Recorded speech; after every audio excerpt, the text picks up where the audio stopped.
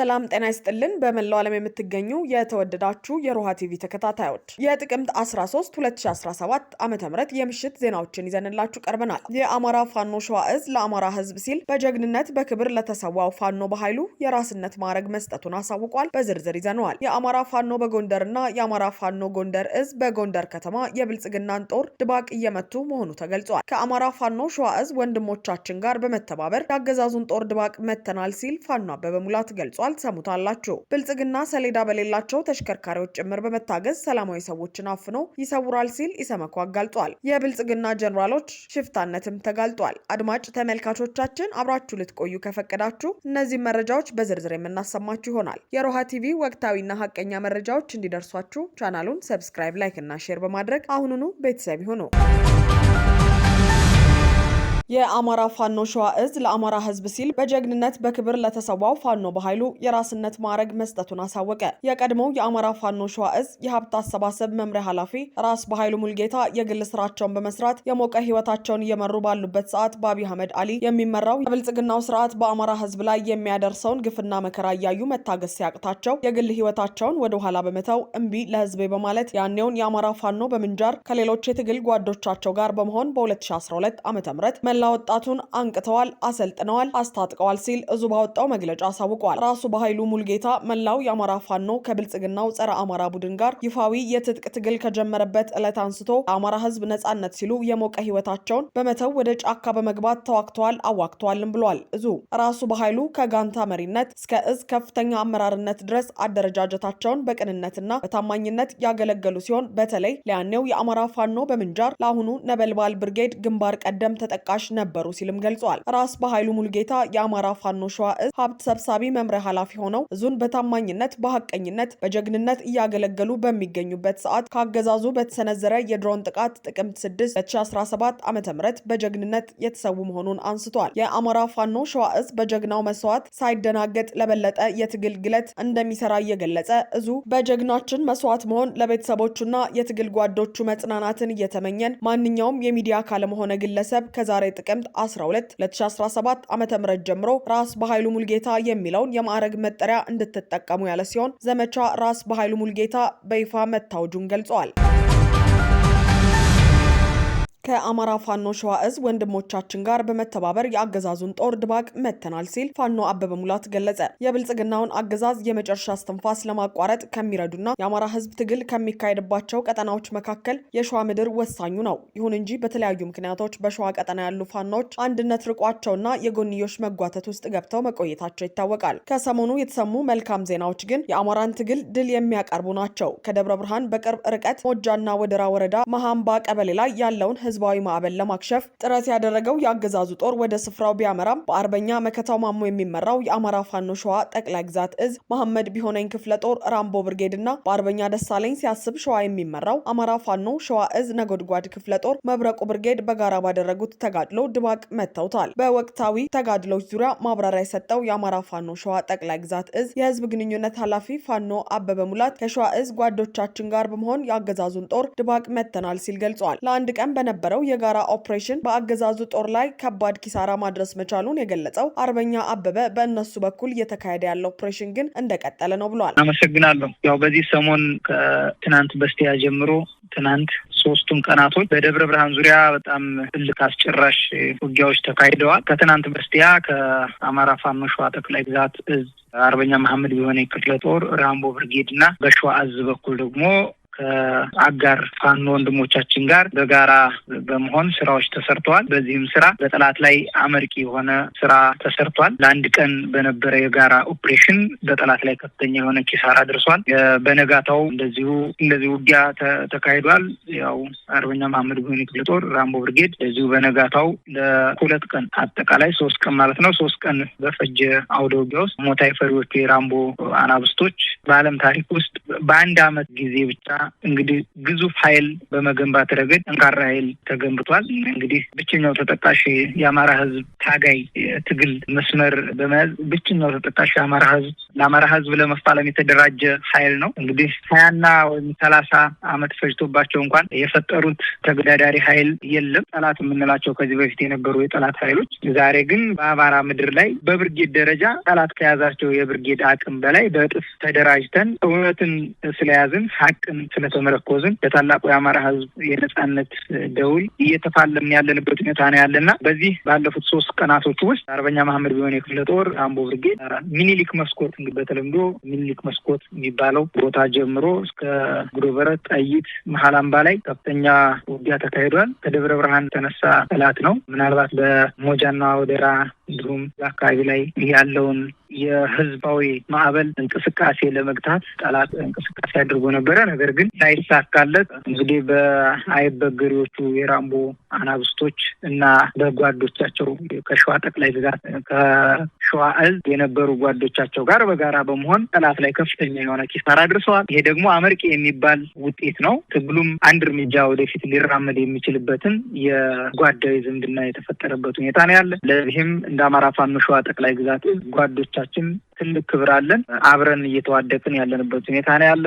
አብረን ለአንድ ዓላማ ቆመን የምንገፋፋበት ምንም አይነት ምክንያት እንደሌለን በዚሁ እንደ አማራ ፋኖ ሸዋ ጠቅላይ ግዛት ማብሰር እወዳለሁ። በተመሳሳይ ከሸዋሮቢት ከተማ አቅራቢያ አስፋቸውና ዋንዛ በተባሉ አቅራቢያ በአገዛዙ ጦር ላይ የአማራ ፋኖ ሸዋ ጠቅላይ ግዛት እዝ ፋኖች የደፈጣ ጥቃት መፈጸማቸው ታውቋል። ሌላው እንግዲህ በዛሬው ዕለት የተፈጸመ የድል ዜና ነው። በሸዋሮቢት ከተማ አቅራቢያ አስፋቸውና ዋንዛ በተባሉ ቦታዎች ላይ ከዚህ በፊት በርካታ የደፈጣ ውጊያዎችን በማድረግ በሸዋሮቢትና አካባቢዋ ወይም ጥቁር አስፋልት ላይ ከደብረ ብርሃን ተነስቶ ወደ ሸዋሮቢት የሚንቀሳቀስ የጠላት ኃይል ላይ በደፈጣ ከፍተኛ የሆነ ኪሳራ መድረሱን ይታወቃል። በርካታ ፓትሮሎች፣ በርካታ የአገዛዙ አሽከር ካቢኔዎች፣ ወታደሮች ከፍተኛ የሆነ ኪሳራ የደረሰበት ቦታ እንደሆነ ይታወቃል። አሁንም ለፋኖች በጣም ምቹ የሆነና ጠላት የማይወጣበትን ቦታ በመያዝ የደፈጣ ጥቃት ጠላት ላይ በማድረግ ከፍተኛ የሆነ ኪሳራ ሲያደርስ መቆየቱ ይታወሳል። በዛሬው ዕለትም በዚህ ዋንዛ እና አስፋቸው በተባሉ ቦታዎች ላይ በተጣለ የደፈጣ ጥቃት የጠላት የብልጽግና ሰራዊት ሙትና ቁስለኛ ተደርጓል። በጣም አመርቂ ውጤት ነበረ። በአረመኔው አብይ አህመድ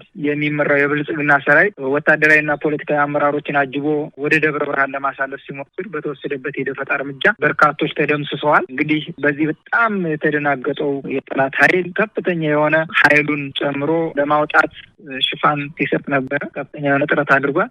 በተወሰደው የደፈጣ እርምጃ የሰራዊቱ ከፍተኛ ወታደራዊ አዛዦች ከነአጃቢዎቻቸው እርምጃ የተወሰደባቸው ሲሆን በጠላት ኃይል ላይ ትልቅ ወታደራዊና ፖለቲካዊ ኪሳራም ደርሶበታል። እንግዲህ በደፈጣ የተካኑት የአማራ ፋኖ ሸዋ ጠቅላይ ግዛት ደሳለኝ ነጋሽ ብርጌድና አንበሳው ብርጌድ በጋራ በወሰዱት ደፈጣ ጥቃት የብልጽግና ሰራዊት ሙሉ ለሙሉ ተደምስሷል። የአማራ ፋኖ ሸዋ ጠቅላይ ግዛት እንግዲህ በርካታ ተጋድሎችን በዚህ ሰሞን በዚህ በጥቅምት ወር ከገባ ጀምሮ መንዝ ወገሬ የሞላሌ አካባቢ እንዲሁም በባሽ መለያ መንዝ መሀል ሜዳ የተነሳውን የጠላት ኃይል ዶጋመድ ሲያደርጉት መቆየታቸውና በጠላት ኃይል ላይ ከፍተኛ የሆነ የአካልም የቁሳዊም ኪሳራ ማድረሳችን ይታወሳል እና በዚህ ልክ ነው ያለው። እንግዲህ በጠላት ኃይል ላይ የማያዳግም እርምጃ በመውሰድ ረገድ የአንበሳውን ድርሻ ደን በሸዋ ጠቅላይ ግዛት ላይ እየተንቀሳቀስን ያለንበት ሁኔታ ነው ያለ። ፋኖ አበበ ከዚህ በኋላ በጋራ ላለመጓዝ ከፋኖ ወንድሞቻችን ጋር እየተነጋገርን ነው ሲል የገለጸው ፋኖ አበበ ይህም ተጠናክሮ ይቀጥላል ሲል ገልጿል።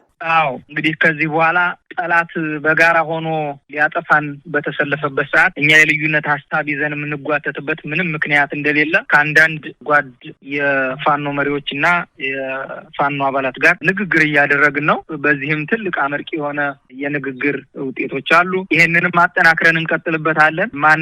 ማንንም የሚገፋበት ወቅት አይደለም። ተጋግዘን በጠላት ላይ የማያዳግም እርምጃና ጠንካራ ክንዳችንን ማሳረፍ እንዳለብን ከዚህ በፊት በነበሩ አንዳንድ የስልክ ልውውጦች ንግግሮችና ከዛ በዘለለ ደግሞ ቀናኢ ልቦና ወይም ቀናኢ ሀሳብ ካላቸው ፋኖ አመራሮችና አባላቶች ጋር ንግግር እየተደረገ ያለበት ሁኔታ ነው ያለ። ይህም ተጠናክሮ ይቀጥላል። በዚህ ረገድ እንግዲህ ያመጣነው ትልቅ ውጤት ምንድነው የሚለው በአንድ ቀን የጋራ ኦፕሬሽን እንኳን ጠላት ላይ አንዱ አደረጃጀት ላይ ወይም ራምቦ ብርጌድ ላይ ኩረት አድርጎ በተንቀሳቀሰ ሰዓት በሸዋ እዝ በኩል ደግሞ በቆረጣ በመግባት የጋራ ድሎች ተደርገዋል። ይሄ ይበል የሚያሰኝ ለአንድ ዓላማ ወጥተን በአንድ ተሰልፈን ለወጣንለት ዓላማ መሳካትና ይሄንን እየተጨነቀ ያለውን ማህበረሰባችንንም በአንድ መስመር እንዲደግፍ ጭንቀቱንም መገላገል ስላለብን ጭንቀቱም እንዲወገድ ማድረግ ስላለብን በዚህ ላይ ከፍተኛ የሆነ ስራ ወደፊትም እንሰራለን። አሁንም እየሰራን ያለንበት ሁኔታ ነው ያለ።